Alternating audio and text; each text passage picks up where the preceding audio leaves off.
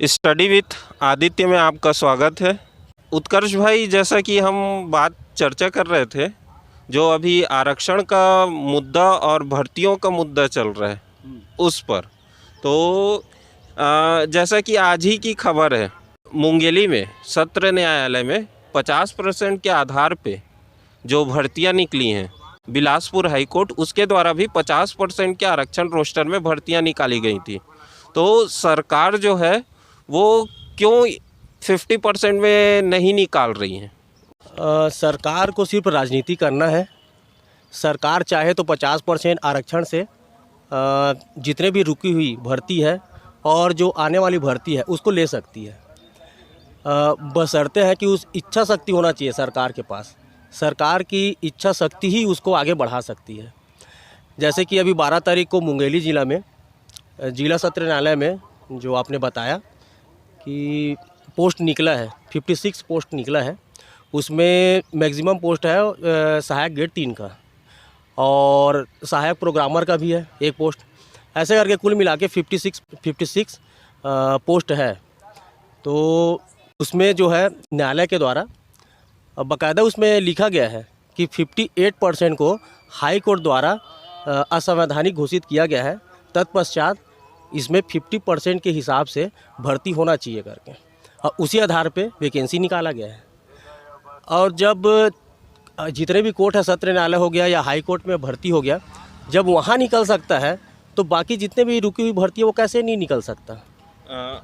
बस वही कहना है उत्कर्ष भाई कि मतलब सरकार जो है, छत्तीसगढ़ सरकार, वो जो है किसी भी आरक्षण रोस्टर पे भर्ती करे, चाहे वो 0% ही क्यों ना हो। छत्तीसगढ़ के युवाओं को अभी रोजगार जो है वो बहुत बड़ा मुद्दा है। उनको आर्थिक, मानसिक, शारीरिक सभी प्रकार की प्रताड़ना झेलनी पड़ रही है। तो जैसा कि आज 15 तारीख है और आज ही के दिन जो है ट्विटर अभियान वो रखा गया है, तो इसमें आपका क्या कहना है कि मतलब इस ट्विटर अभियान से, छात्रों के ट्विटर अभियान से छात्रों को कुछ बेनिफिट हो पाएगा कि नहीं हो पाएगा?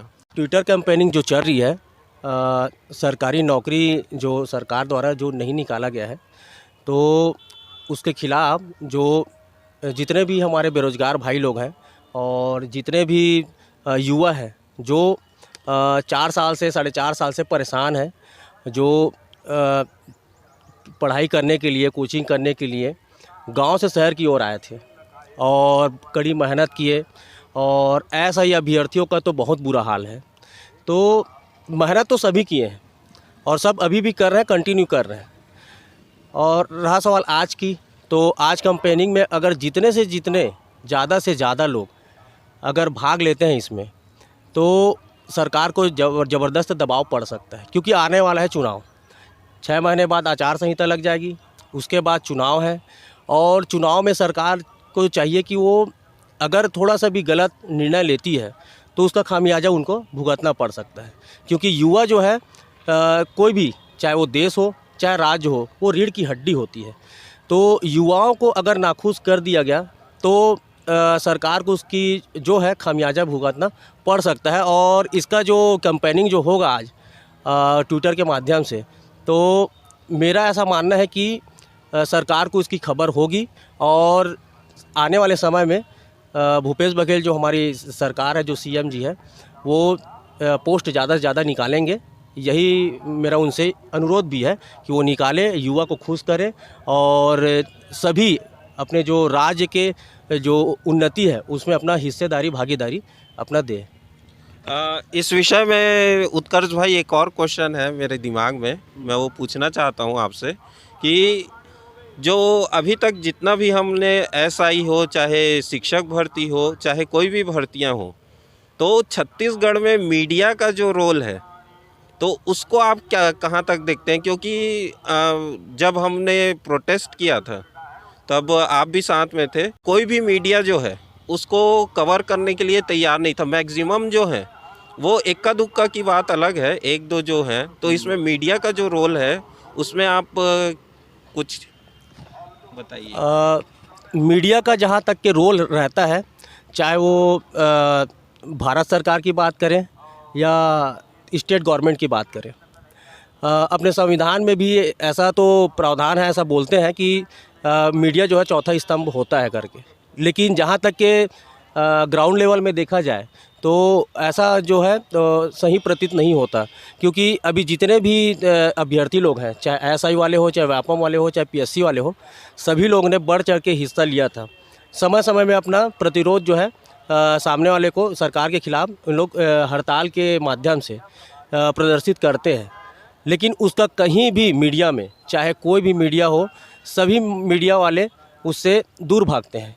और यही है लोकतंत्र में, मीडिया को स्वतंत्र रूप से निष्पक्ष होकर बात को रखना चाहिए और सभी को बताना चाहिए कि राज्य सरकार के अधीन या गवर्नमेंट के अधीन या राज्य में क्या चल रही है, ये सब के बारे में उसको बताना बहुत ज़रूरी है।